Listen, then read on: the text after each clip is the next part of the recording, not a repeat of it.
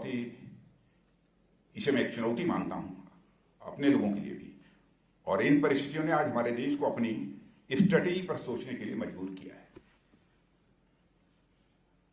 इसमें बहुत डिटेल में नहीं जाना चाहूंगा।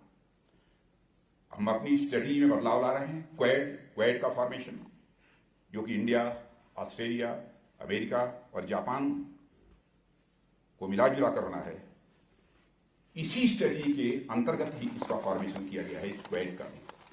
साथियों, नए युग में नेशनल सिक्योरिटी के हर एक डायमेंशन को जब तक एक फ्रेम में रखकर नहीं देखा जाता है, तब तक इसके खतरे हमारे लिए सदैव बने ही रहेंगे। जब से हमारा देश आजाद हुआ है, भारत के रहने वाले लोग अच्छी तरह परिचित हैं, तब से बहुत सारी विरोधी ताकतों का हमको सामना करना पड़ा है। जब से आजाद हुआ है, तब से सिक्योरिटी फ्रंट पर हम चैलेंजेस को झेल रहे हैं। वे किसी न किसी माध्यम से देश के भीतर एक अनस्टेबिलिटी, अस्थिरता पैदा करने की वह बराबर कोशिश करते हैं। पिछले 75 ईयर्स के हिस्ट्री को उठाकर आप देखें इस भारत के, तो लगता है मुझे कि ये सब चैलेंजेस हमको विरासत में मिले हुए हैं। जैसे परमात्मा को यह मंजूर रहा हो यदि हम भारत को आजादी दे रहे हैं, तो आजादी के साथ साथ भारतवासियों के लिए हम चैलेंजेस भी देंगे। इसीलिए मैंने कहा, लगता है हमको ये विरासत में मिले हुए हैं। शुरुआत में ही देश की आजादी का जश्न अभी खत्म नहीं हुआ था, उसी जश्न में हम डूबे हुए थे कि 1948 में हमारे पड़ोसी देश के कबायलियों ने जम्मू कश्मीर पर हमला बोल दिया। हमारी सेनाओं ने अपने पूरे पराक्रम का परिचय देते हुए उन्हें गहरी शिकस्त दी थी और हमले को पूरी तरह से नाकामयाब कर दिया था। लेकिन फिर भी हमारे पड़ोसी, उस पड़ोसी का नाम मैं नहीं लेना चाहता, उस हमारे पड़ोसी के ऊपर कोई असर नहीं पड़ा और आज भी देश के भीतर अशांति पैदा करने की कोशिश उसके द्वारा की जाती है। इन कोशिशों का परिणाम यह हुआ कि देश को 65 और 71 के 2 वार का भी सामना करना पड़ा है। मैं अभिनंदन करना चाहता हूं, सैल्यूट करना चाहता हूं अपने बहादुर सेना के जवानों का, जिन्होंने कि अपने पराक्रम से हमारे उस पड़ोसी को, जिसने भारत के साथ आक्रमण करने की ठानी थी, उसको मजे चखाए, उसको शिकस्त दी।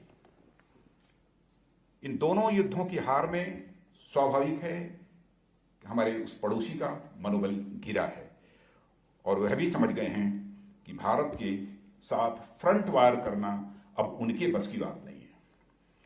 अब फ्रंट वार करना अब उनके बस की बात नहीं है, तो अब उन्होंने प्रॉक्सी वार का सहारा लेना प्रारंभ किया है। आतंकवाद अब उनकी स्टेट पॉलिसी का एक पार्ट बन गया है, अभिन्न अंग बन गया है और उसने आतंकवाद का पूरा सहारा लेना शुरू किया है और आतंकियों को हथियार देना, पैसे और ट्रेनिंग देना और भारत को निशाना बनाना, केवल यही लक्ष्य रह गया है। और देश के सामने आने वाली चुनौतियों के पैराडाइम में यह मैं एक छोटा बदलाव नहीं मानता हूं, बल्कि यह मैं मानता हूं कि बड़ा बदलाव था। पर मुझे कहते हुए खुशी है कि इन बदलावों को ध्यान में रखते हुए हमने अपनी सिक्योरिटी पॉलिसी में भी चेंजेस किए हैं। एक नए डायनेमिज्म के साथ हमने टेररिज्म के खिलाफ अपने रवैये को प्रोएक्टिव बनाया है। विगत कुछ वर्षों से हमारे पड़ोसी के साथ सीज फायर का यह समझौता चल रहा है। अभी तक तो कोई ऐसी हरकत की जानकारी नहीं मिली है, लेकिन सीज फायर भी यदि कामयाब हो रहा है तो हमारी ताकत के कारण ही यह सीज फायर कामयाब हो रहा है। 2016 में फ्रेंड्स, क्रॉस बॉर्डर स्ट्राइक्स ने एक रिएक्शनरी माइंडसेट को प्रोएक्टिव माइंडसेट में बदल दिया था। 2019 में बालाकोट में टेररिस्ट कैंप पर हमले ने इसे और मजबूत किया है।